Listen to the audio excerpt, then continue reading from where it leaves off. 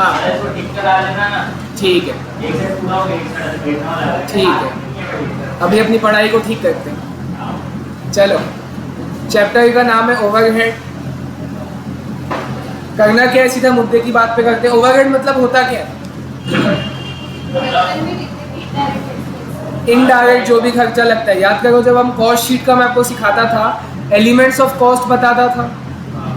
भाई elements of cost क्या होता है? 3 एलिमेंट्स ऑफ कॉस्ट।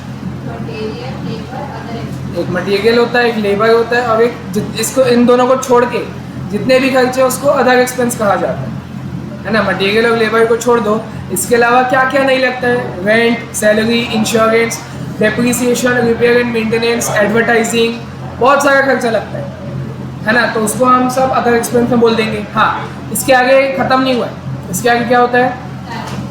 सबको डायरेक्ट और इनडायरेक्ट में बांटा जाता है, बिना बातचीत के सामने देखेंगे। डायरेक्ट मटेरियल अवंती भी है, भेज दूंगा, लोकेशन भेज दूंगा, अभी देखो। Direct material, indirect material, direct labour, indirect labour, direct expenses, indirect expenses.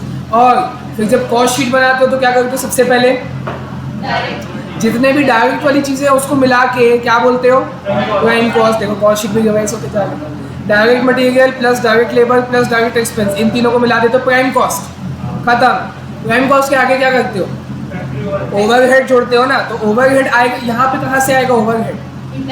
इस फ्लो चार्ट में। हाँ, जितने भी इनडायरेक्ट वाले आइटम्स हैं, indirect material, indirect labour, indirect expense, इन तीनों को मिलाया जाता है और कहा जाता है एक सिंगल टर्म, ओवरहेड। ओवरहेड किसी खर्चे का नाम नहीं है। Overhead is a term given to the total of indirect material and indirect labour and indirect expense. और हाँ, फिर ओवरहेड हम बोलते हैं कि 3 जगह पे लगता है। फैक्ट्री ओवरहेड लगता है, उसके बाद ऑफिस एंड एडमिनिस्ट्रेशन ओवरहेड लगता है, और लास्ट में आपका सेलिंग एंड डिस्ट्रीब्यूशन ओवरहेड लगता है। कॉस्ट शीट में यही तो होता है। हाँ, तो अभी हम चैप्टर कौन सा पढ़ रहे हैं? ओवरहेड चैप्टर है। मतलब इसके अंदर ये तीनों आ जाएगा, चाहे वो फैक्ट्री का हो, चाहे ऑफिस का हो, चाहे सेलिंग एंड डिस्ट्रीब्यूशन हो, तीनों का जो भी एग्जाम्पल लगेगा सब आ जाएगा। चैप्टर का नाम ओवरहेड है ना। फैक्ट्री ओवरहेड नहीं है या ऑफिस ओवरहेड नहीं, ओवरहेड मतलब तीनों ओवरहेड आ जाएगा, है ना। तो अब चालू करते हैं। ओवरहेड का मीनिंग ये हो गया। अब हमको करना क्या है, मैं सीधा आपको टॉपिक बताता हूँ। ओवरहेड में मात्र 2 टॉपिक है, और 2 ही थोड़ा समुद्र के बराबर है। 2 ही टॉपिक। पहला distribution of overhead, distribution of overhead, है ना। ये टॉपिक के नाम बता रहा हूँ मैं आपको। ये पहला टॉपिक है, डिस्ट्रीब्यूशन ऑफ ओवरहेड। और दूसरा टॉपिक है मशीन आर्ट रेट। दोनों एकदम सिंपल है, थोड़ा सा टाइम टेकिंग है। 2 टॉपिक है, बहुत ज़्यादा सिंपल है। ओवरहेड से क्वेश्चन आता ही आता है, हर चैप्टर से क्वेश्चन आता ही है। उसमें ऑप्शन आपका है कौन सा करना है, कौन सा छोड़ना है। क्वेश्चन तो हर चैप्टर से आता है, और इन दोनों टॉपिक में से कोई एक ही आएगा। दोनों बहुत आसान है, थोड़ा सा टाइम टेकिंग है, थोड़ा सा फॉर्मेट ज़्यादा बनाना होता है, कैलकुलेशन ज़्यादा करना होता है। बट खास बात यह है, कोई फॉर्मूला नहीं है, कोई ऐसा फिक्स्ड कॉन्सेप्ट नहीं है। जैसा क्वेश्चन में बोलेगा हमको वैसा करना है, और थोड़ा सा कैलकुलेशन ज़्यादा करना होता है, इसलिए टाइम टेकिंग है। बाकी है एकदम ईजी। देखो, डिस्ट्रीब्यूशन ऑफ ओवरहेड। डिस्ट्रीब्यूशन का मतलब क्या होता है? बांटना। डिस्ट्रीब्यूशन मतलब होता है बांटना। तो किसको किस में बांटोगे? ओवरहेड। मान लो एक खर्चा ले लेते हैं, रेंट। रेंट का आपका खर्चा, रेंट इज एन ओवरहेड, पता है ना। रेंट, सैलरी, इंश्योरेंस, लाइटिंग, ये सब ओवरहेड होता है। डेप्रिसिएशन। तो रेंट है मान लो 50,000 पर मंथ, 1 महीने का, ठीक है। तो मैंने 1 महीने का रेंट जो है वो पे तो कर दिया। जो लैंडलॉर्ड है, मकान मालिक को मैंने 50,000 दे दिया। मैंने वो खर्चे को इनकर कर लिया। तो मेरे को उसको बांटना है, किसमें बांटना? हाँ, मतलब अब मैं बोलूँगा डिपार्टमेंट, वो डिपार्टमेंट ही हुआ ना अलग अलग, तो मैं उसको डिपार्टमेंट्स में बांटूंगा। आपके चैप्टर अकाउंट्स में है क्या डिपार्टमेंट चैप्टर? बस वैसे ही करना है। एक ब्रांच भी होगा। ब्रांच जैसा कुछ नहीं है, डिपार्टमेंट जैसा है, तो वो आपको डिपार्टमेंट में बांटना है ना। लगभग ब्रांच का बोल सकते हैं, एचओ ऑफिस से रहता है, जो भी रहता है।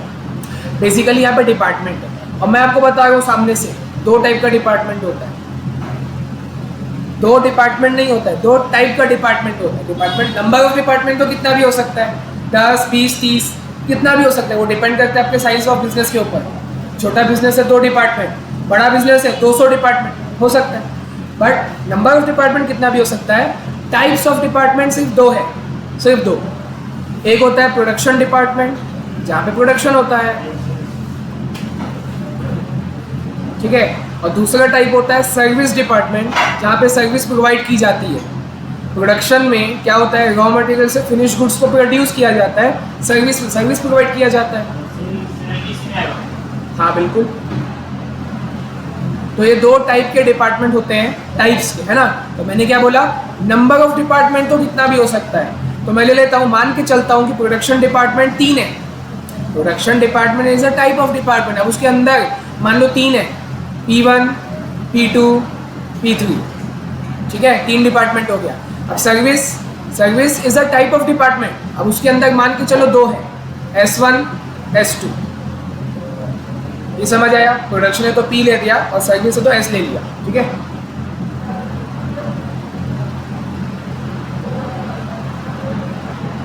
तो हाँ, आपको सभी डिपार्टमेंट में बांटना है।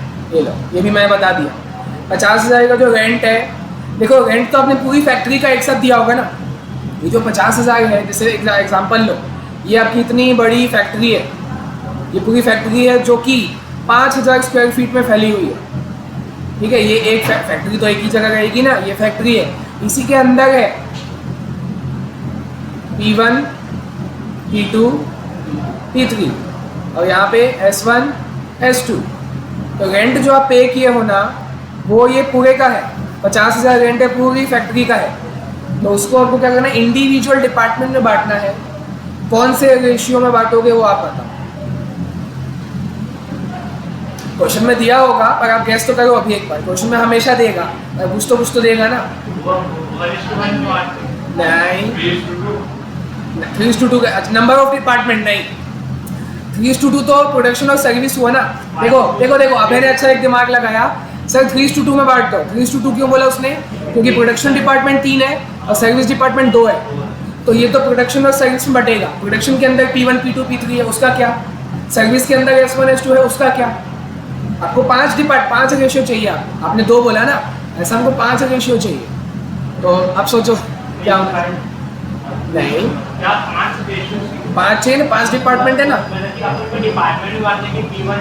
हाँ ऐसा 5, हाँ बिल्कुल। गिनती करोगे तो 5 डिपार्टमेंट है ना, 5 में बांटना है। तो रेशियो आप ये सोचो ना, देखो एकदम बेसिक नॉलेज है यहाँ पे। मैंने हिंट भी लिखा था 5,000 स्क्वायर फीट।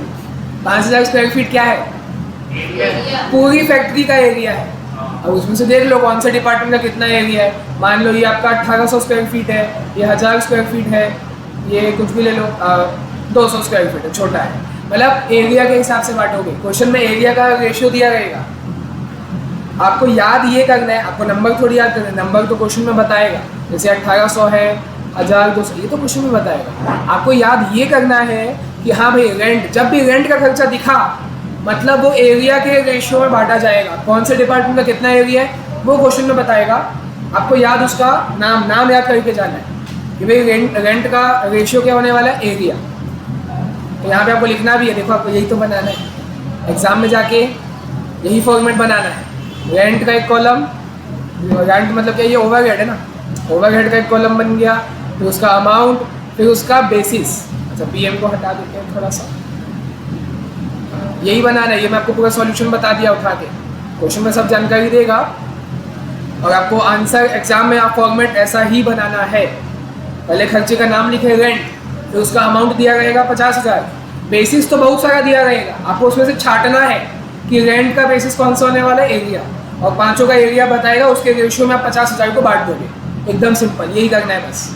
तो देखो मैंने बोला था है सिंपल, कोई फॉर्मूला नहीं है, कैलकुलेशन ज़्यादा है। आपको 5 रेशियो में बांटना पड़ेगा।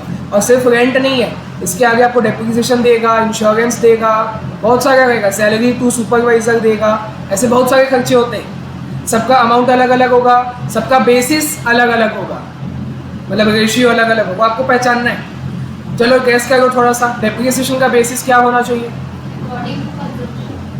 कंजम्पशन ऑफ व्हाट, बिल्कुल। मतलब डेप्रिसिएशन किसके ऊपर लगता है, एसेट के ऊपर लगता है। तो वैल्यू ऑफ एसेट इसका बेसिस होने वाला है। भाई जितना एसेट का वैल्यू होगा उतना डेप्रिसिएशन लगेगा।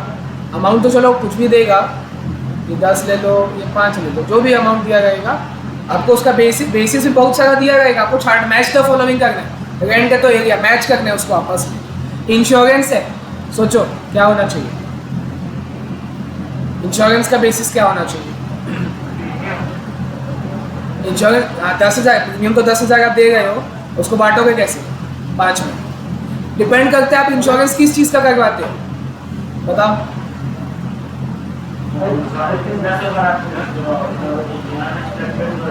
हाँ वो तो लॉस से किस चीज़ का करवाते हैं, मतलब पंखे का, लाइट का, टेबल का, किस चीज़ का इंश्योरेंस करवाते हैं? बेसिकली एक ज़्यादा कॉमन, सबसे ज़्यादा कॉमन है, आपने भी सही बोला, गुड्स का।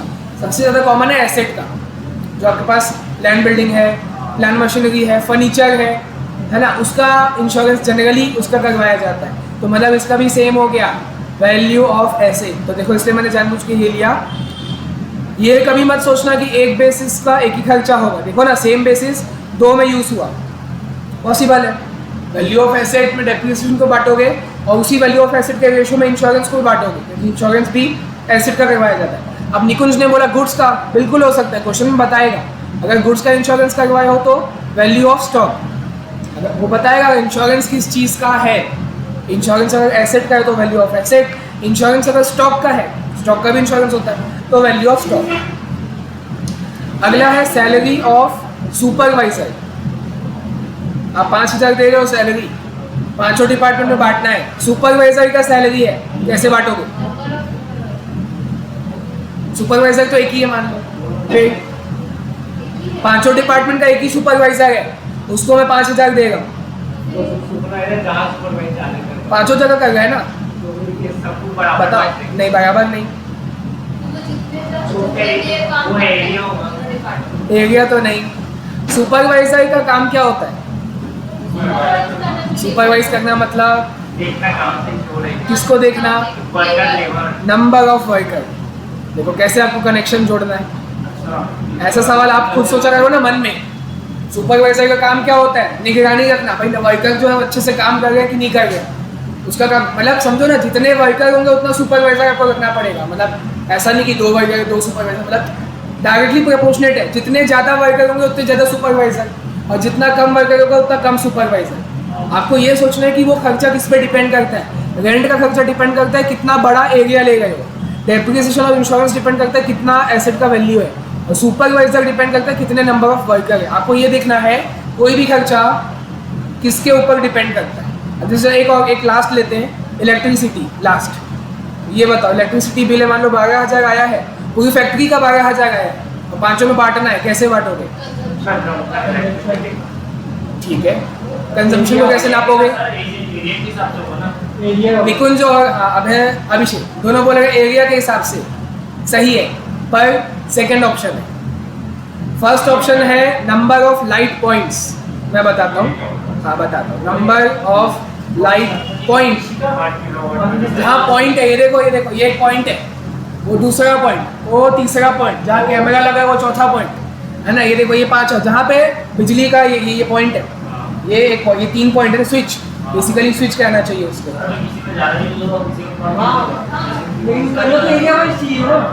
वो सेकेंड ऑप्शन है। पहले आपको क्या करना है, देखो हाँ इलेक्ट्रिसिटी एक ऐसा खर्चा है जो जिसका 2 बेसिस हो पॉसिबल है, दोनों बेसिस पॉसिबल है, बट आपको क्या करना है, मॉड्यूल भी वही करता है, सब इंस्टीट्यूट वही करता है। इलेक्ट्रिसिटी को सबसे पहले आपको ढूंढना है कि नंबर ऑफ लाइट पॉइंट्स कहाँ है, नंबर ऑफ लाइट पॉइंट्स के रेशियो में बांटना है। अगर नंबर ऑफ लाइट पॉइंट्स नहीं दिया है तो सेकंड ऑप्शन है, आप लोग एकदम सही बोले, एरिया, वो सेकंड ऑप्शन है, क्योंकि जितना बड़ा एरिया होगा उतना ज़्यादा बिजली लगेगा। देख लो ना, यहाँ हॉल बड़ा है तो 3-3 लाइटिंग ट्यूबलाइट चली है, छोटा नीचे हॉल होता तो एक ही ट्यूबलाइट 2 ट्यूबलाइट में काम हो जाता। बड़ा एरिया तो ज़्यादा ट्यूबलाइट लगेगा, पंखा ज़्यादा लगेगा, तो वो डिपेंड करता है। वो सेकंड ऑप्शन है, और पहला है नंबर ऑफ लाइट पॉइंट्स। ठीक है, तो यही आपको समझना है। चलो मॉड्यूल लाओ, निकालो, उसमें आपको, और ये ख़त्म नहीं हुआ, ये तो मैंने कुछ एग्जांपल दिया, ऐसे बहुत सारे खर्चे हैं, सबका अलग अलग बेसिस है, तो वो आपको रटने की ज़रूरत नहीं है ना, वो तो आप देख के समझ जाओगे। आपको ये देखना है कौन सा खर्चा किस पे डिपेंड करता है।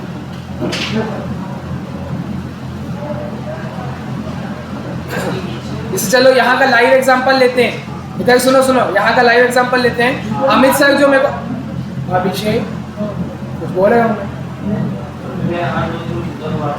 अमित सर जो मेरे को फीस देते हैं देते हैं तो उसको कौन से रेशियो में बांटना चाहिए? क्योंकि देखो मैं तो सब पढ़ाता हूँ 11 12 कॉमर्स में ये का बीकॉम सीए में मैं तो सब पढ़ाता हूँ। तो जो अमित सर को टोटल फीस दे रहे महीने का वो बांटेंगे अलग अलग डिपार्टमेंट में, कौन से रेशियो में बांटेंगे?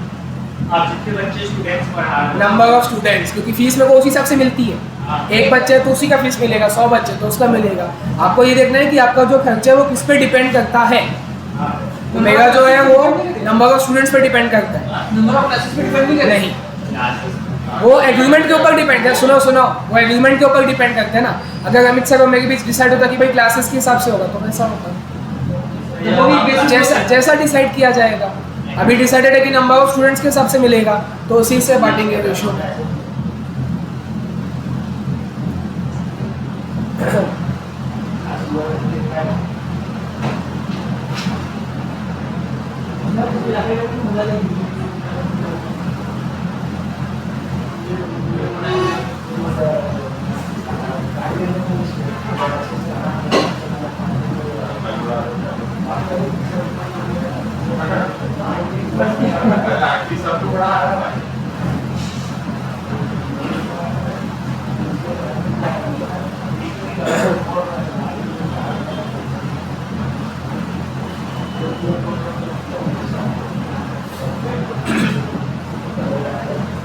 अच्छा इसको क्या बोलते हैं पता है? ये जो आप खर्चे को बांट रहे हो, जो भी इंडिविजुअल खर्चा है उसको आप कौन से डिपार्टमेंट में बांट रहे हो?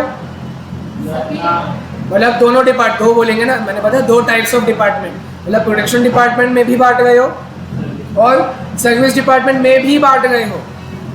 तो इसको कहा जाता है प्राइमरी डिस्ट्रीब्यूशन। डिस्ट्रीब्यूशन भी 2 टाइप का होता है। एक प्राइमरी डिस्ट्रीब्यूशन, ये प्राइमरी था जो मैंने अभी सिखाया। उसके बाद सेकेंडरी भी होता है। तो अभी सिर्फ नाम लिखते जाओ अभी, प्राइमरी डिस्ट्रीब्यूशन। चलो मीनिंग भी लिखे देते हैं साथ साथ। Primary distribution means distribution of overhead, distribution of overhead. अभी चाहो तो नोट्स में शॉर्ट फॉर्म लिख लो, एग्जाम में तो फुल फॉर्म ही लिखोगे। Distribution of overhead to all the departments, all the department, फिर चाहे वो प्रोडक्शन डिपार्टमेंट हो चाहे service department, all the departments, that is production department as well as service department, सभी में बांटेगा। कद्दू कटेगा तो सब में बटेगा।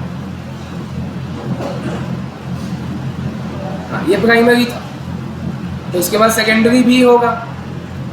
तो चलो ना पहले इसको खत्म करते हैं अच्छे से। प्राइमरी में कौन कौन सा खर्चा है, कौन कौन से बेसिस में बांटा जाएगा, इसका मैं आपको बताता हूँ।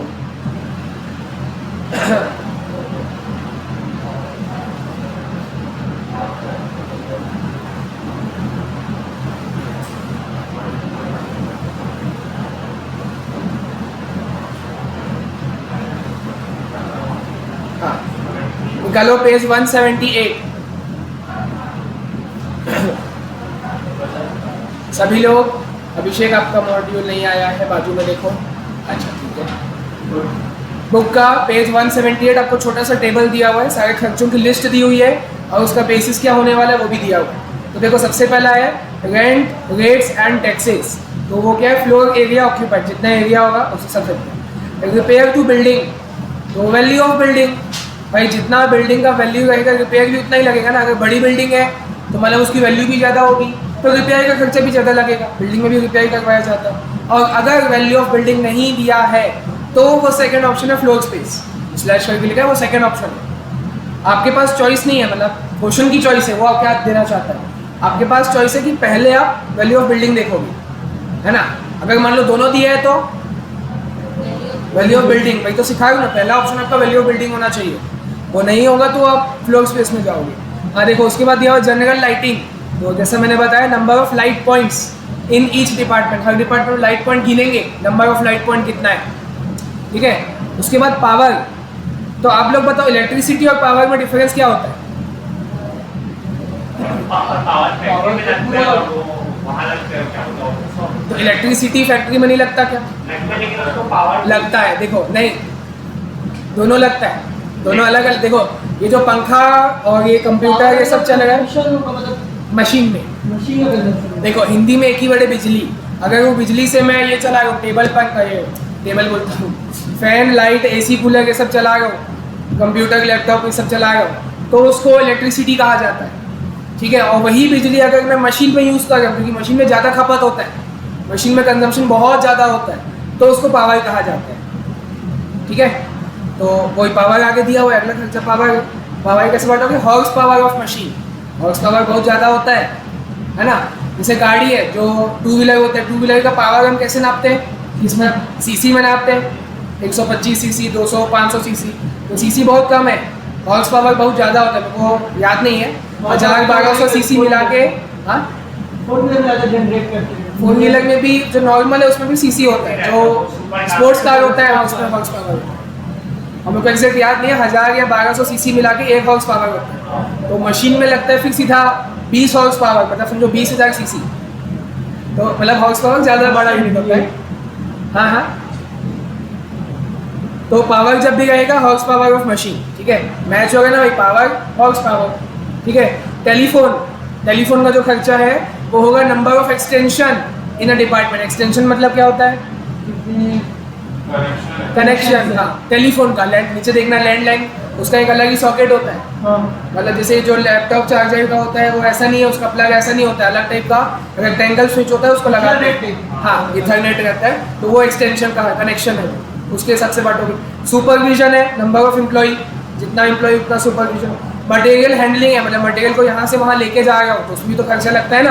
तो वैल्यू ऑफ मटेरियल हैंडल्ड, जितना मटेरियल आप लेके जा रहे हो उसके हिसाब से रेशो में बांट दोगे। तो ये सब दिया हुआ है। ठीक है। तो ये है प्राइमरी डिस्ट्रीब्यूशन। ठीक है। लगे हाथों में आपको दूसरा बता देता हूँ, फिर हम क्वेश्चन बनाएंगे। सेकेंडरी का मतलब बता देता हूँ। तो जैसे देखो मैंने प्राइमरी डिस्ट्रीब्यूशन किया, थोड़ा कम कर देते हैं, टाइम बचेगा। इसको मैं नीचे का हटा देता हूँ, 2 ही लेते हैं, इसको हटाओ। हाँ, तो जैसे देखो मैंने प्राइमरी डिस्ट्रीब्यूशन किया। प्राइमरी मतलब distribution of overhead to all the department, whether production और सर्विस, वो सभी में बटेगा। तो देखो जैसे 50,000 को मैंने बांटा, एरिया के रेशो में बांटा, तो ऐसे ले लेता हूँ 15,000, 12,000, 8,000, है ना। तो ये कितना हो गया? 35 हो गया, बचा 15, 7 और 8। ठीक है। 50,000 को मैंने बांट दिया, एरिया के रेशो में बांटा, अभी अपने मन से बांट दिया। हाँ, फिर डेप्रीसिएशन है, इसको ले लेते हैं अपना 20 है ना, 5 ले लो, 2, 3, 6 और 4।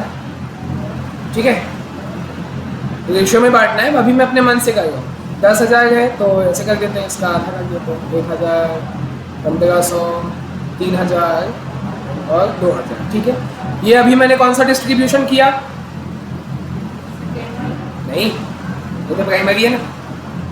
अभी मैंने क्या किया, जो भी खर्चा है, 50,000 टोटल खर्चा है, 20,000, 10,000 टोटल खर्चा है, जिसको मैंने सभी डिपार्टमेंट में बांटा है। यही तो इसका खास बात है कि मैंने सभी डिपार्टमेंट में बांटा है, तो प्राइमरी डिस्ट्रीब्यूशन है। प्रोडक्शन में भी बांटा हूँ, सर्विस में P1, P2, P3, S1, S2 तक गया है, सर्विस में भी गया है। तो दिस इज प्राइमरी डिस्ट्रीब्यूशन। हो गया, खत्म, प्राइमरी खत्म हो गया। और बाद में इसका टोटल बता देना है, ऐड करके टोटल कर देंगे। हाँ, तो देखो 17,500, ये हो गया 15,000, 11 और 12,500, ये हो गया 16,000 और ये अपना 14,000। तो फिर से बताओ ये कौन सा डिस्ट्रीब्यूशन हुआ है? प्राइमरी डिस्ट्रीब्यूशन हुआ है। अब इसी टेबल में आगे सेकेंडरी डिस्ट्रीब्यूशन होगा। ये खत्म, टेबल खत्म नहीं हुआ, टेबल और आगे जाएगा, मतलब यहाँ तक ही जाएगा। मतलब एक ही टेबल में आप सेकेंडरी भी इसी में आप दिखाया जाएगा। तो सबसे पहले मैं आपको बता दूँ सेकेंडरी होता क्या है। पहले मीनिंग लिखवा देता हूँ, चलो काम अभी लिखते जाओ, फिर उसको एक्सप्लेन करता हूँ। बी में लिखो secondary distribution means, secondary distribution means distribution of total overhead of service department, total overhead of service department को आपको बांटना है किसमें? गैस करो। गैस करो थोड़ा सा। टोटल ओवरहेड ऑफ सर्विस, ये देखो सर्विस का टोटल खर्चा क्या है, एक का 16,000 है, एक का 14,000 है। सो 16,000 और 14,000 को आपको वहाँ से निकाल के बांटना, मतलब यहाँ से 16,000 पूरा आपको माइनस कर देना है, ये जीरो हो जाएगा। 14,000 यहाँ से पूरा माइनस कर देना है, जीरो हो जाएगा। 16 और 14 को बांट देना है, किसमें, किसको बांटेंगे, गैस करो।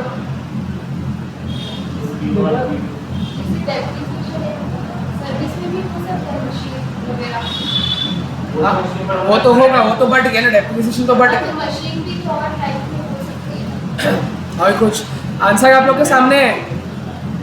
क्या बोले सर? सर्विस डिपार्टमेंट का टोटल खर्चा आ गया है, कितना है सर्विस डिपार्टमेंट का टोटल ओवरहेड, 16 और 14 इंडिविजुअली बताएंगे, 16 है और दूसरे का 14 है। तो 16 को आपको बांटना है, किसमें, किसको भाषण हाँ किसको, प्रोडक्शन में, प्रोडक्शन में बांटना है। ये जो 16,000 है, 16,000 क्या है, S1 का टोटल खर्चा है, तो अब उसको वहाँ से पूरा माइनस कर देना है और P1, P2, P3 में बांट देना है। उसका क्या रेशियो होगा वो बताऊंगा, सब बताऊंगा, अभी तो मीनिंग समझो ना। मीनिंग क्या होता है, सेकेंडरी, ये सेकेंडरी डिस्ट्रीब्यूशन है। Secondary distribution means distribution of total overhead of service department to production department. जो बैंकों में स्टॉक है वहाँ से अपने को पता चल जाएगा कौन से P1, P2 में कितने प्रोडक्शन हुआ है, तो फिर उसको नहीं, उसका रेशियो अलग होगा, ऊपर वाले से कोई मतलब नहीं है, बताऊंगा ना, अभी वही तो सीखना है हमें। बाकी इसका मीनिंग यही है कि जैसे को 14 भी तो माइनस होगी, ये भी तो बच्चा है, सिर्फ 16 को थोड़ी बांटोगे। 14,000 दो सर्विस डिपार्टमेंट है, तो दूसरा तो है, तो 14,000 को भी माइनस करोगे, P1, P2, P3 तीनों में बांट दोगे, तो ये फाइनली जीरो हो जाएगा और ये खर्चा बढ़ जाएगा। P वालों को बढ़ जाएगा ना, P1, P2, P3 का बढ़ जाएगा, तो 17,500, 15,000, 12,500 में बढ़ जाएगा। तो पहले चलो मीनिंग कंप्लीट करो, लिखो वहाँ पे। Secondary distribution means distribution of total overhead of service department. Distribution of what, total overhead of service department to whom, मतलब किसको बांटोगे, to production, all the production department, जितने भी होंगे P1, P2, P3 है सभी में जाएगा, टू ऑल प्रोडक्शन डिपार्टमेंट। अब यहाँ पे मैं 2 सवाल पूछूंगा, ध्यान से। पहले चलो इसको खत्म करो जल्दी, मीनिंग इतना ही है, खत्म हो गया।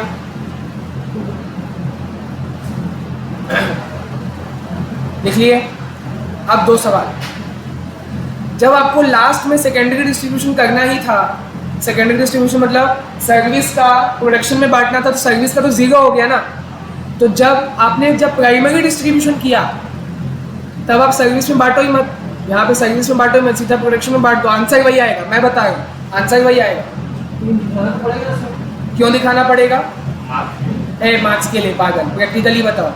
प्रैक्टिकली भी भाई अब जो चीज सर्विस प्रोवाइड भी तो हो रहा है, सामना दी हुई सर्विस आपको, हमारे साइड से तो खर्चा लगेगा ना, हाँ तो हमको अपने इंटरनल ऑडिट के लिए पता होना चाहिए कि खर्चा लग कितना है।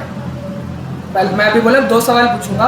पहला सवाल मैंने पूछा कि भाई आपको जब सेकेंडरी डिस्ट्रीब्यूशन करना ही था, मतलब सर्विस का खर्चा प्रोडक्शन में बांटना है, उससे अच्छा जब आप पहले पास्ट में जब आप प्राइमरी डिस्ट्रीब्यूशन कर रहे थे तो आप सर्विस को गायब कर दो, यहाँ पे सर्विस को 2 ही मत, खाली 3 में बांटो, P1, P2, P3 में बांटो, उसका टोटल करो, आंसर सेम आएगा। मतलब उसमें क्या होगा, सेकेंडरी डिस्ट्रीब्यूशन नाम में कोई चीज़ होगी ही नहीं, खाली प्राइमरी डिस्ट्रीब्यूशन होगा, ओनली इन प्रोडक्शन डिपार्टमेंट, तो भी आंसर वही आएगा। और जैसा हमने अभी किया, प्रोडक्शन डिपार्टमेंट, सर्विस डिपार्टमेंट सभी में बांटा, उसके बाद सर्विस का उठा के माइनस इसको 0 किए और प्रोडक्शन में बांट दिए, तो भी आंसर वही आएगा। और अगर मैं सिर्फ प्राइमरी करूँ प्रोडक्शन में तो भी वही आएगा। तो इतना टाइम पास क्यों किए, हमें अभिषेक बार नाम करके अभिषेक ने बताया, हमको पता होना चाहिए भाई, खर्चा तो हमारी जेब से ही जा रहा है ना, तो हमको डिपार्टमेंट वाइज पता होना चाहिए कि कितना खर्चा लगा, सर्विस तो प्रोवाइड हो रहा है। तो मैंने कॉल सेंटर एक वर्ड बोला, इंटरनल ऑडिट के लिए। ऑडिट जब तक पढ़ोगे तो बहुत सारा टाइप का ऑडिट होता है, स्टैट्यूटरी ऑडिट होता है, कॉस्ट ऑडिट आप लोग को, एक इंटरनल ऑडिट होता है सिर्फ इंटरनल लोग के लिए, मतलब मैनेजमेंट के लिए। तो internal audit, internal decision making के लिए, डिसीजन मेकिंग पर्पस के लिए आपको पता होना चाहिए कि सर्विस में लग कितना आ गया, तो उसके लिए हमको सब में बांटना पड़ेगा। तो ठीक है, ये पहला सवाल क्लियर हो गया कि हमने किया क्यों ऐसा, हमको पता होना चाहिए इंटरनल डिसीजन मेकिंग के लिए। पर सवाल अब दूसरा ये है कि 0 करना क्यों है, बांट दिए तो बांट दिए ना, इसको 0 करना क्यों है। आप इसमें से पूरा जितना खर्चा है टोटल उसको घटा दे गए हो, उसमें बांट गए हो, इसका 14 है, उसको घटा दिए, बांट दिए, तो ऐसा कर क्यों गए? इसको जीरो क्यों करना चाहते हो सर्विस को? ये बताओ, दिमाग लगाओ थोड़ा, आराम से सोचो। मतलब अभी मैं ये पूछ रहा हूँ, what is the need of secondary distribution? Secondary मतलब होता है सर्विस का प्रोडक्शन में बांटना, जिससे कि सर्विस का जीरो हो जाता है। तो क्यों करना है जीरो आपको? उसको दिखे ना, वैसे अलग अलग दिखे, एक ही मतलब है 17,515 और ये 16,14 से दिखे, तो 16,14 को बांटोगे तो भी टोटल तो वही रहेगा ना, टोटल चेंज थोड़ी हो जाएगा। टोटल जो पूरे फैक्ट्री का जो खर्चा है वो तो वही रहेगा। सर्विस डिपार्टमेंट में मेन काम क्या होता है? सर्विस प्रोवाइड होता है, ये जो प्रोडक्शन है ये मटेरियल के प्रोडक्शन से रिलेटेड होता है। बिल्कुल। और ये जो सर्विस प्रोडक्शन के काम दे रहे हैं, सर्विस दे रहे हैं। हाँ तो वही उसके प्रोडक्शन के कॉस्ट पे ये भी है एंड कनेक्ट है। ठीक है, आधा सही। हेलो, प्रोडक्शन पार्ट में सर्विस ऐड होगी। क्या चीज़? पीपीटी पता नहीं, अगर हम थोड़ा देखता हूँ, मैं कॉल करता हूँ, अभी क्लास में था अकाउंटिंग तो 1 घंटे में लगा।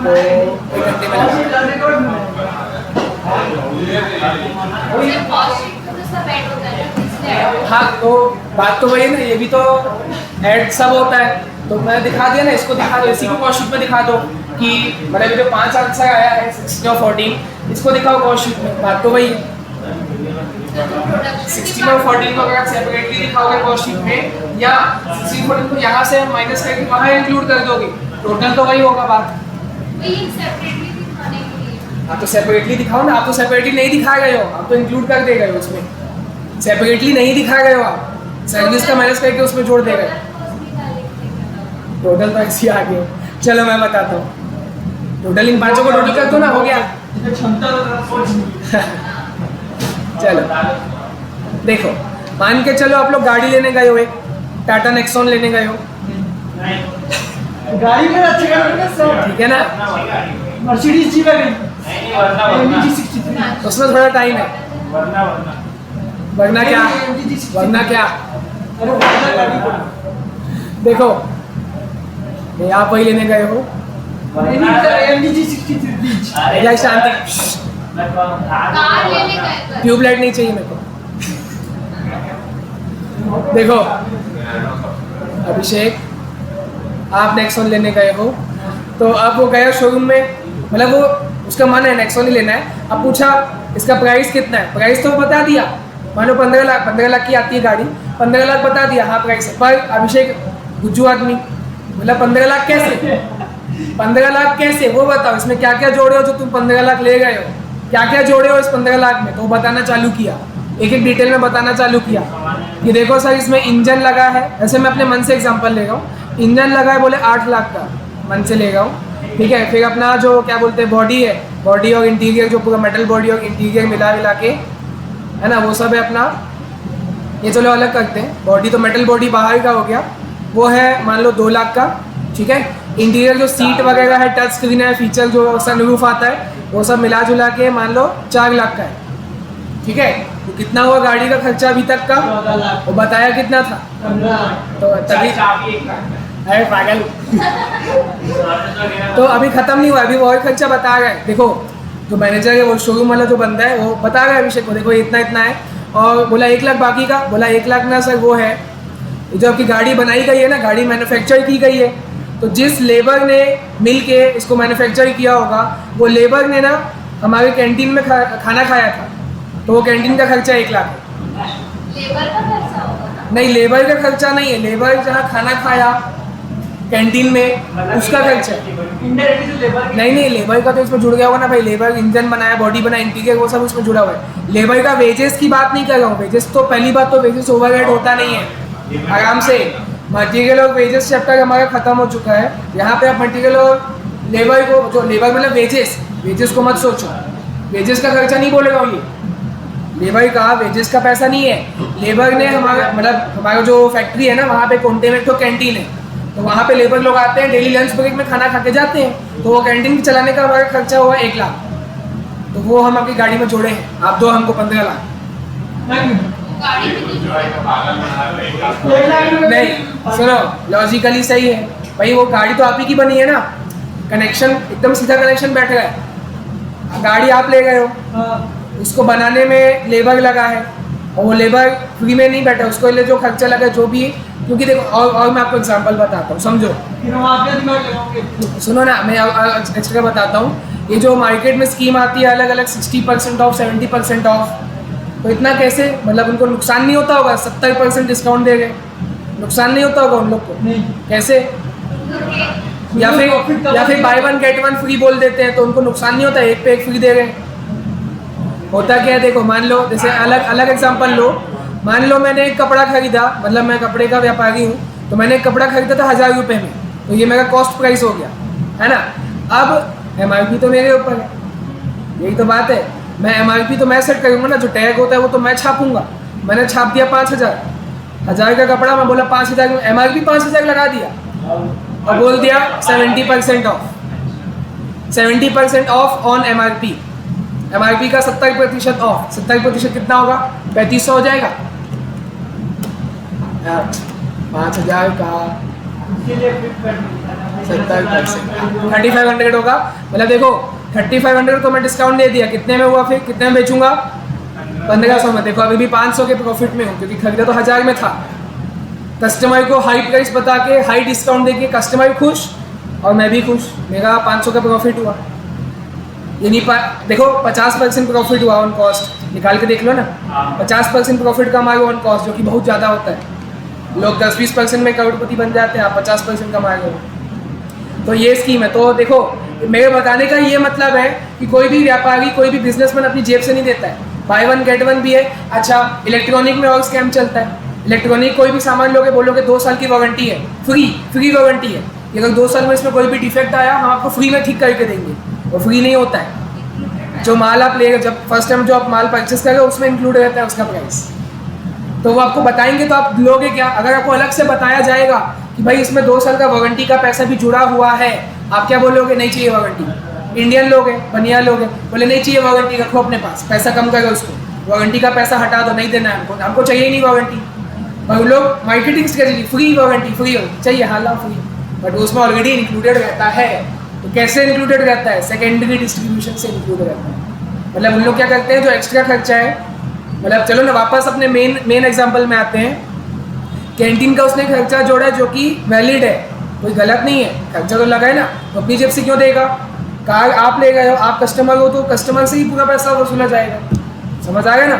तो कस्टमर से वो पैसा लेगा, बट डायरेक्टली अगर बता देंगे तो नहीं लेगा ना। अगर मैं डायरेक्टली अभिषेक को बता दूं कि हाँ देखो इसमें 1 लाख कैंटीन का खर्चा जुड़ा हुआ है, तब जाके गाड़ी का प्राइस 15 लाख है, तो वो लेगा ही नहीं, बोलेगा मैं दूसरी जगह से ले लूँगा। पर हर जगह यही काम होता है। तो एक्चुअली क्या काम होता है, वो लोग क्या करेंगे पता है, कैंटीन का बोलेंगे सर हम तो पैसा ले नहीं गए आपसे, कैंटीन का तो हम आपसे पैसा ले ही नहीं गए ना। इंजन का ले गए 8.2 लाख, बॉडी का ले गए 8.7 लाख, और इंटीरियर का ले गए 8 लिख दिया मैं, 2.7 और उसका 4.1, इन तीनों को जोड़ो सर, 15 आएगा। क्या कैंटीन का खर्चा इंक्लूड है? हाँ है ना भाई, तभी तो 15 लाख है। मतलब वो दिख नहीं रहे। अरे हाँ इंक्लूड तो है ना, बस कस्टमर को दिख रहा है क्या? नहीं, कस्टमर को मैं क्या बोलूँगा पता है, मैं उसको और पसंद है। देखो हम तो आपसे इनडायरेक्ट खर्चा ले ही नहीं गए, भाई canteen is an indirect expense, तो मैं तो बोलूँगा उसको देखो हमसे इनडायरेक्ट यानी सर्विस का पैसा तो आपसे ले ही नहीं गए हम। हाँ गाड़ी में ये भी तो होता है फ्री सर्विस, पहले की 3 सर्विस फ्री होती है, नहीं होती है, नहीं होती है, उसमें इंक्लूडेड रहता है। अरे आपसे पैसा नहीं लेगा वो वो पहले ही ले लेता है, 15 लाख में इंक्लूडेड रहता है वो, है ना। तो इसलिए गाड़ी का एग्जांपल लेगा कि ex showroom price, on road price, ये सब जो अंतर होता है यही सब का होता है, बहुत सारे खर्चे वो इंक्लूड कर देते हैं। तो मतलब समझ रहे हो, मतलब ये वाला बाइफर्केशन में उसको नहीं दिखाऊंगा कि देखो ये ऐसा वाला कैंटीन वापस लिख देता हूँ 1 लाख मिला के 15 लाख, कस्टमर को मैं ये वाला बाइफर्केशन नहीं दिखाऊंगा, है ना। अच्छा बात देखो और डिटेल में समझो, ये तो प्रोडक्शन डिपार्टमेंट है ना, और कैंटीन क्या है, कैंटीन सर्विस प्रोवाइड कर रहा है। कैंटीन क्या कार का प्रोडक्शन करता है? नहीं, वो खाने की सर्विस प्रोवाइड करता है। Canteen is a service department. तो अगर आप कस्टमर को प्रोडक्शन डिपार्टमेंट और सर्विस डिपार्टमेंट का अलग अलग खर्चे बाइफर्केट बता दोगे वो नहीं लेगा, वो बोलेगा मैं सर्विस का पैसा क्यों दूँ, कैंटीन का पैसा क्यों दूँ। तो इसीलिए आप क्या करते हो, कैंटीन का जो खर्चा 1 लाख, वहाँ से 1 लाख पूरा माइनस कर दोगे और कस्टमर को बोलोगे हम तो ले ही नहीं गए। और इनडायरेक्टली उस 1 लाख को आप इन तीनों में, मतलब 3 प्रोडक्शन डिपार्टमेंट है, इंजन, बॉडी और इंटीरियर, तीनों में उसको इंक्लूड करके 8.2, 2.7, 4.1 मिला के टोटल 15 लाख बताओगे। पैसा उतना ही लोगे, इंक्लूड करके उल्लू बना के लोगे। तो इस वजह से सेकेंडरी डिस्ट्रीब्यूशन किया जाता है। समझ आया? पहले तो आपको पहला सवाल मैंने क्या पूछा था कि सर्विस में बांट क्यों गए।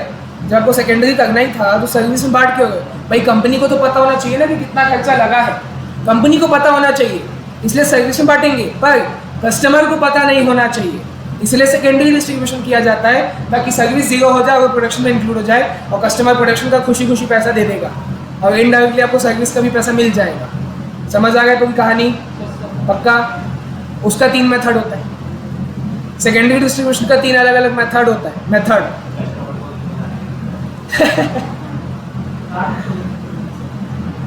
हाँ, तो इसको मैं काम करके नीचे ले आता हूँ, 3 मेथड वहीं पे आपको बता दूंगा जहाँ हमने मीनिंग लिखा है।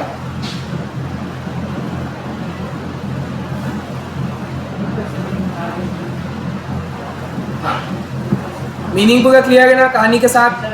प्राइमरी डिस्ट्रीब्यूशन और सेकेंडरी डिस्ट्रीब्यूशन। तो प्राइमरी तो सिंपल है ना, प्राइमरी में क्या करना होता है, रेंट एक खर्चा है, डेप्रिसिएशन एक खर्चा है, कुछ ना कुछ बेसिस आपको सेलेक्ट करके उस रेशियो में ऑल द डिपार्टमेंट्स में बांट देना, चाहे वो प्रोडक्शन हो चाहे सर्विस हो। सेकेंडरी डिस्ट्रीब्यूशन क्या करना है, सर्विस का जो खर्चा आया है 16,000 और 14,000, सर्विस का जो खर्चा आया है उसको वहाँ से घटा के पूरा माइनस करके प्रोडक्शन में बांटना है। सर कैसे बांटोगे, कौन से रेशियो में बांटोगे? उसका 3 मेथड है। कौन?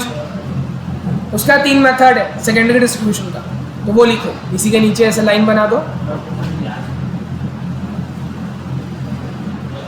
इसको डिटेल में समझना ना, या मैं ऐसा लिख देता हूँ, ऐसे हेडिंग डाली देता हूँ कि मेथड्स ऑफ सेकेंडरी डिस्ट्रीब्यूशन। ये बहुत डिटेल में अच्छे से समझना, मेथड्स ऑफ सेकेंडरी डिस्ट्रीब्यूशन, है ना। कॉन्सेप्ट पूरा एक साथ बता देगा हूँ, तो जब आप रिवीजन करोगे तो और मजा आएगा। जब वीडियो देखोगे तो ये 1 शॉट पूरा हो जाएगा, तो क्वेश्चन अभी अपन बनाएंगे ही, कॉन्सेप्ट पूरा एक साथ कर लेंगे। तो methods of secondary distribution 3 method है।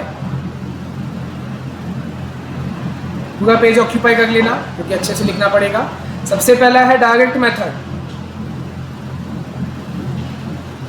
पहले नाम लिख लेते हैं फिर मैं उसको एक्सप्लेन करते जाता हूँ।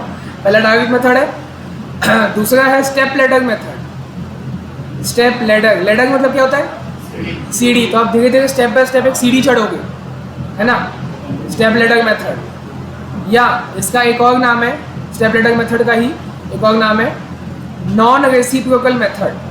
नॉन रेसिप्रोकल मेथड, ठीक है। और तीसरा होता है रेसिप्रोकल मेथड।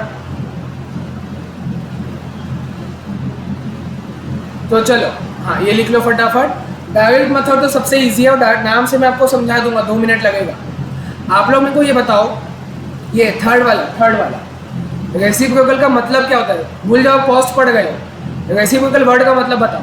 जब मैच में इक्वल्स टू के खर्चा बने आता है तो वो रहता है फ्रैक्शंस को रेसिप्रोकल, उल्टा। रेसिप्रोकल मतलब उल्टा, है ना। जैसे अगर आपसे पूछूं, इधर देखो, अगर मैं आपको बोलूँ 3/2, इसका रेसिप्रोकल क्या होगा?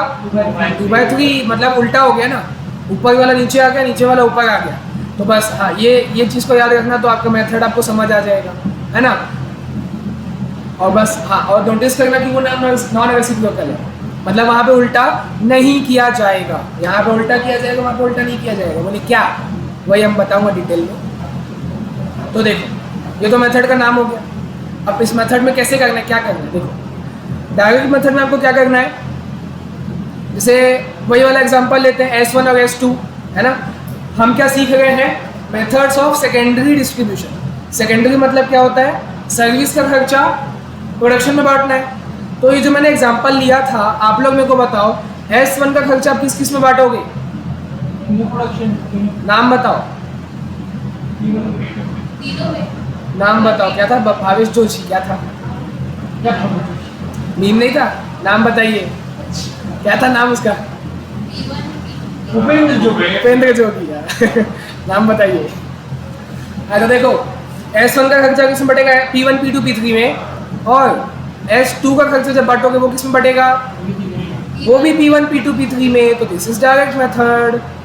मतलब सर पता कैसे चला, ये मेन बात नहीं है, मेन बात ये है कि डायरेक्ट मेथड में एक सर्विस डिपार्टमेंट का खर्चा दूसरे सर्विस डिपार्टमेंट में नहीं जाता है, सीधा प्रोडक्शन में जाता है। तो बोले सर बाकी मेथड में जाएगा। बाकी मेथड में क्या होगा, S1 का S2 में भी जाएगा और S2 का S1 में भी जाएगा। बाकी के जो मेथड्स है उसमें डायरेक्ट मेथड यही है। डायरेक्ट मेथड मतलब क्या, सिर्फ सर्विस का जो आपका मोटिव है आप वही करोगे। आपका सेकेंडरी डिस्ट्रीब्यूशन का मोटिव क्या होता है, सर्विस का प्रोडक्शन में बांटना है, तो बस चुपचाप डायरेक्टली कर दो, बात खत्म। अच्छा कौन से रेशियो में, क्वेश्चन बताएगा, आपको नहीं सोच के जाना है, इक्वली तो बिल्कुल भी नहीं, क्वेश्चन बताएगा, तभी तो बोल रहा हूँ डायरेक्ट मेथड। S1 का P1 P2 P3, S2 का P1 P2 P3, बोले कौन से रेशियो में, दोनों का क्वेश्चन में दिया रहेगा, एकदम इजी, सबसे इजी डायरेक्ट मेथड। हाँ, पर इसका यूनिक बात क्या है, यूनिक बात ये है कि एक सर्विस डिपार्टमेंट का खर्चा दूसरे सर्विस डिपार्टमेंट में नहीं जाता है। ना ही S1 का खर्चा S2 में जाएगा और ना ही S2 का S1 में जाएगा, मतलब नहीं जाएगा, है ना। ये समझ आया कि डायरेक्ट मेथड था। हाँ, आगे आते हैं। तो पहले मैं ये यूनिक वाला बता देता हूँ कि स्टेप लेटर मेथड है या नॉन रेसिप्रोकल मेथड है। नॉन रेसिप्रोकल मतलब उल्टा नहीं होगा, मतलब जब आपकी जो गाड़ी है ना, गाड़ी सिर्फ सीधा जाएगी, गाड़ी में सिर्फ आगे चलने का गियर है, रिवर्स गियर नहीं है, पीछे आने का गियर नहीं है। मतलब देखो कैसे, इसमें कैसा होगा, देखो S1 का खर्चा, मतलब ऐसे देखो, एक सर्विस डिपार्टमेंट का खर्चा दूसरे सर्विस डिपार्टमेंट में जाएगा पर वहां से वापस नहीं आएगा।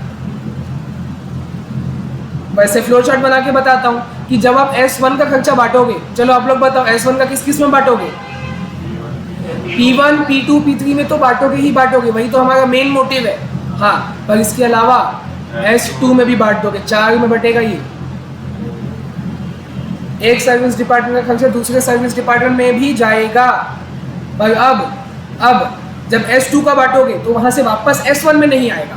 नॉन रेसिप्रोकल है ना, उल्टा नहीं करना है, रिवर्स गियर नहीं है आपके पास, है ना। तो देखो ना, दूसरा जब आप पहला स्टेप किया S1 का बांटो, दूसरे स्टेप में जब आप S2 का बांटोगे, S2 का किस किस में बांटोगे, P1 P2 P3 में तो बांटोगे ही बांटोगे, वो तो मेन मोटिव है।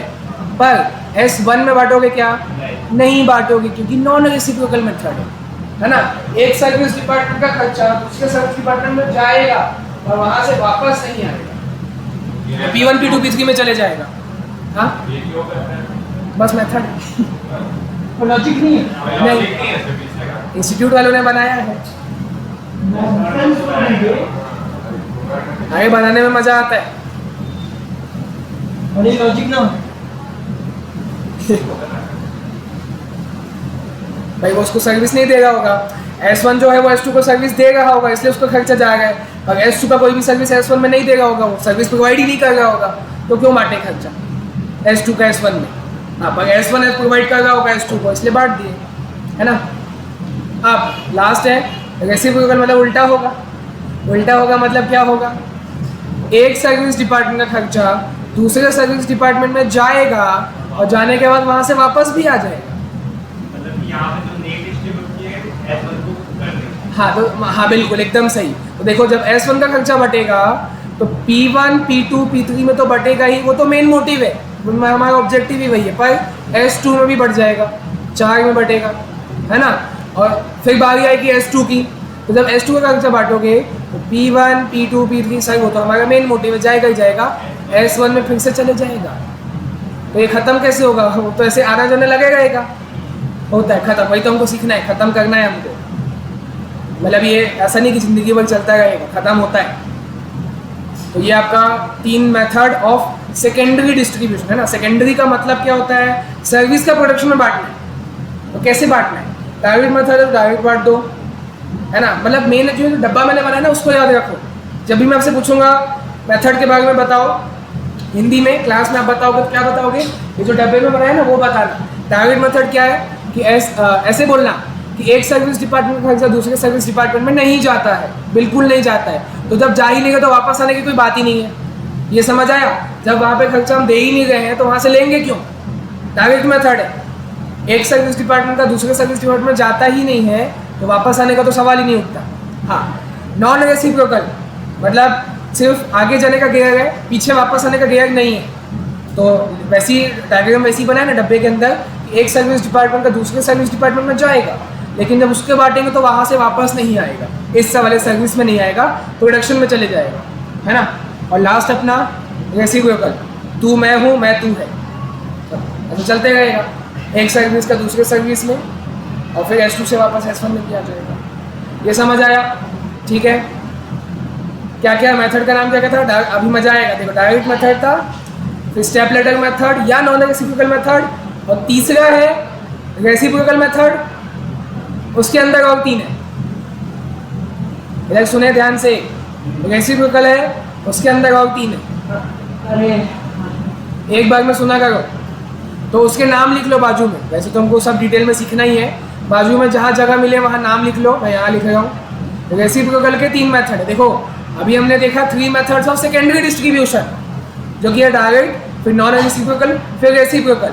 अब रेसिप्रोकल के अंदर 3 है, अंदर के भी अंदर। तो रेसिप्रोकल के अंदर सबसे पहला है रिपीटेड डिस्ट्रीब्यूशन मेथड, क्योंकि रिपीट हो गया ना, S1 का S2 में, S2 का S1 में, ये रिपीट होगा बार बार, ज़्यादा नहीं 4-5 बार रिपीट होता है। तो रिपीटेड डिस्ट्रीब्यूशन मेथड ये नाम है। अगर आप रिपीटेड डिस्ट्रीब्यूशन से टाइम वेस्ट से थक गए हो, क्योंकि मैंने बताया 4-5 बार आपको वही काम रिपीट करना होता है, सामने ध्यान देंगे निकुंज। रिपीटेड डिस्ट्रीब्यूशन आपको बार बार वही काम रिपीट करना है, भाई S1 का S2 में बांटो, S2 का S1 में, S1 का S2 में, बार बार रिपीट होता है। आपको लगेगा एक बार के लिए सारे तो हम टाइम वेस्ट कर गए, बट क्वेश्चन में बोलेगा तो वही मेथड करना पड़ेगा ना। बट लॉजिकली अगर आपको टाइम वेस्ट लग रहा है तो ठीक है, आप टाइम बचाने के लिए साइमल्टेनियस इक्वेशन मेथड फॉलो कर लो, इक्वेशन बना लो, इक्वेशन से जल्दी सॉल्व हो जाता है। अभी हमको यही तो सब सीखना है, साइमल्टेनियस इक्वेशन मेथड। हाँ, आंसर सेम आता है। रेसिप्रोकल के अंदर 3 है ना, तीनों से आप कोई भी कर लो आंसर सेम आता है ना। या चलो आप मैथ्स में कमजोर हो, हाँ देखो यही तो लॉजिक है, आप साइमल्टेनियस इक्वेशन टाइम बचाने के लिए, पर हमको इक्वेशन बनता नहीं सर, हम मैथ्स में कमजोर है, इक्वेशन नहीं आता हमको, तो ठीक है trial and error method, try करो गलती होगा, ट्राई करो गलती होगा, कभी ना कभी सही हो जाएगा, ट्रायल एंड एरर मेथड। हाँ, खास बात यह है कि तीनों में आंसर सेम आता है। तो एग्जाम में अगर क्वेश्चन साइलेंट है तो आप कोई भी मेथड लगा सकते हो, अगर क्वेश्चन नाम से बोलेगा कि हाँ भाई ये मेथड से निकालो, तब तो आपको वही मेथड से निकालना पड़ेगा।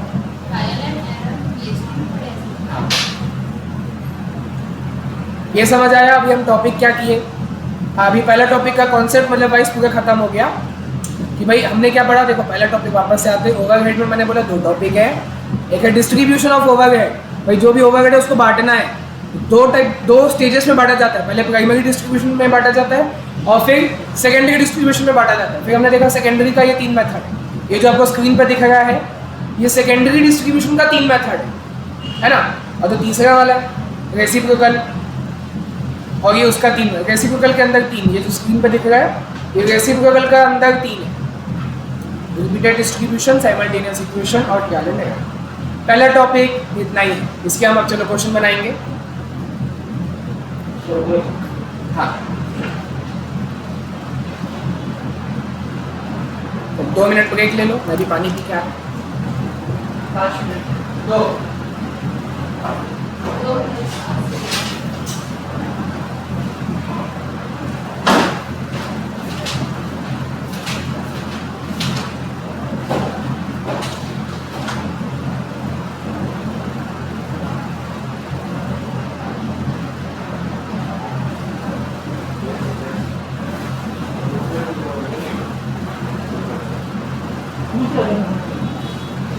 बाकी लोग करते प्राची रुचि वो तो छोड़ो आती नहीं, और वो पाजी को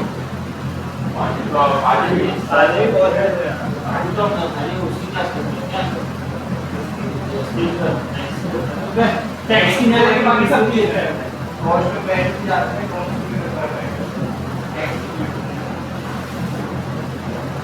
को लगता है कि हमारे बातें नहीं वो टेस्ट के ये होता है इसका भाई बनता है क्या बोला रूम बुला रहे हैं पाजी को अपना एसटी बनाना मतलब बड़ा सा टैक्स लग देना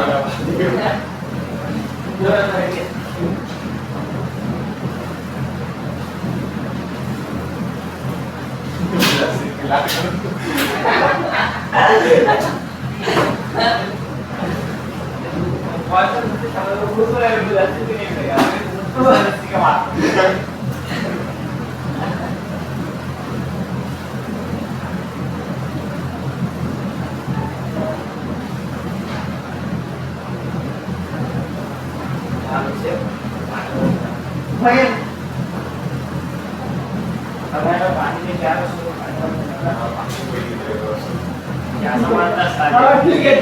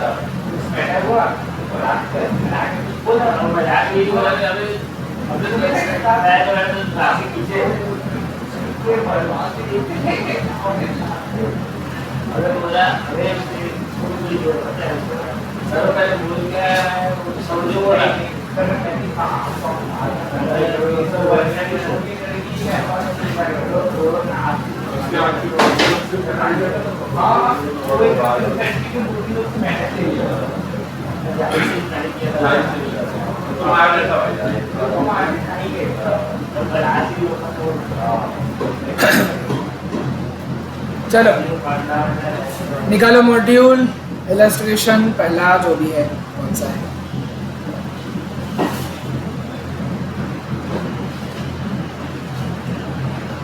सर ये जो तीन मेथड है इसका कुछ लिखना नहीं आ रहा है नहीं, वो क्वेश्चन से बता दूंगा कैसा उसमें करना होता है। मतलब जगह छोड़ फॉर्मूला नहीं, फॉर्मूला कुछ है ही नहीं।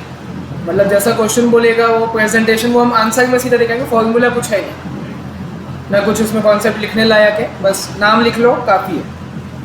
आ जाओ पेज 179 इलस्ट्रेशन 48 ओवरहेड का ही पहला इलस्ट्रेशन है।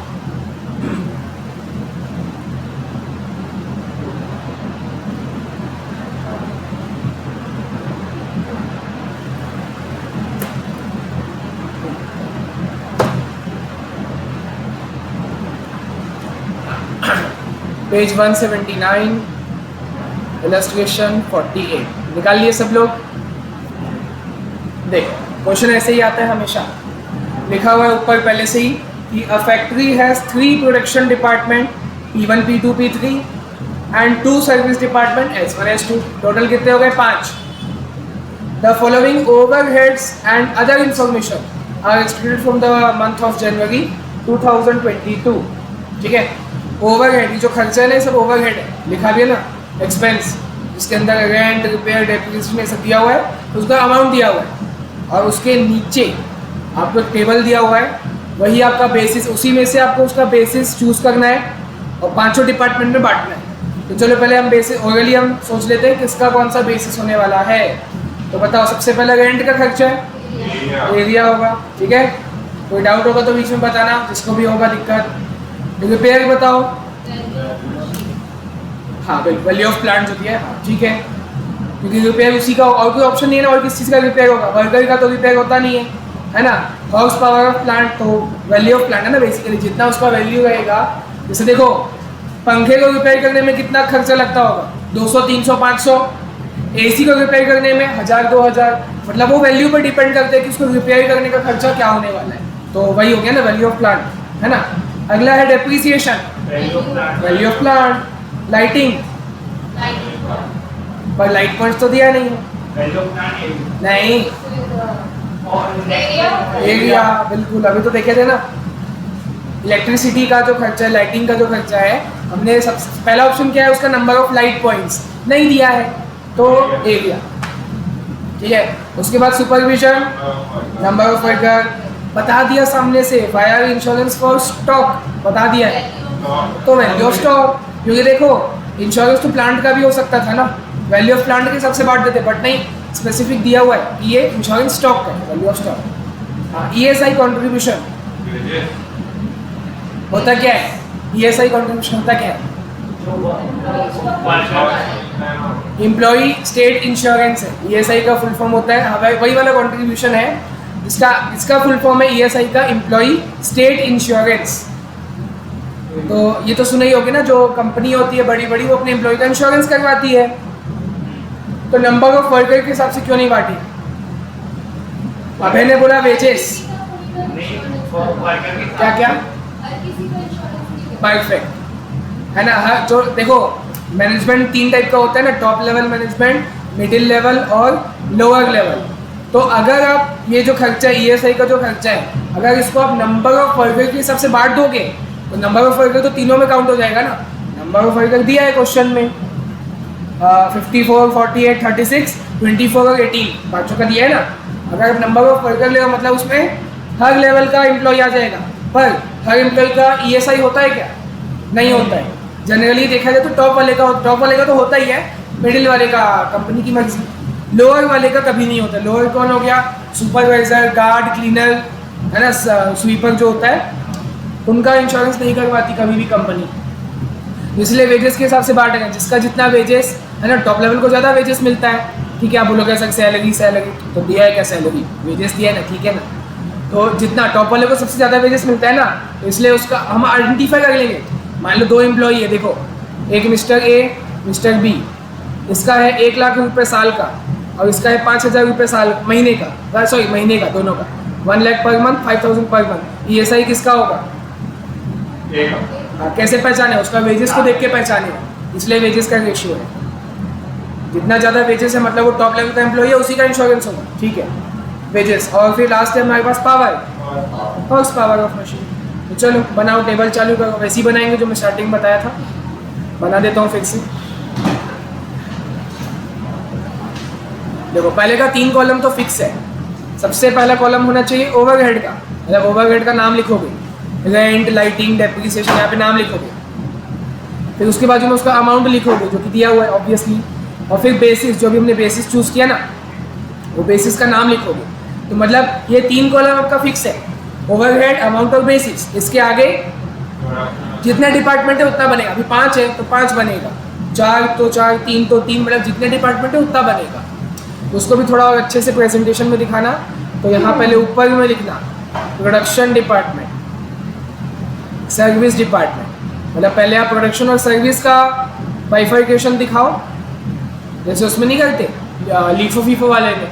पहले हम रिसिप्ट, इशू और बैलेंस का बताते हैं, उसके अंदर फिर करते हैं क्वांटिटी, रेट और अमाउंट, बस वैसे ही करना है। तो देखो ओवरहेड का 1 कॉलम हुआ, तो अमाउंट का, बेसिस का, फिर बोले प्रोडक्शन और सर्विस का, है ना। अब प्रोडक्शन के अंदर 3 है, P1, P2, P3, तो वो बनाए, और सर्विस के अंदर 2 है, S1, S2।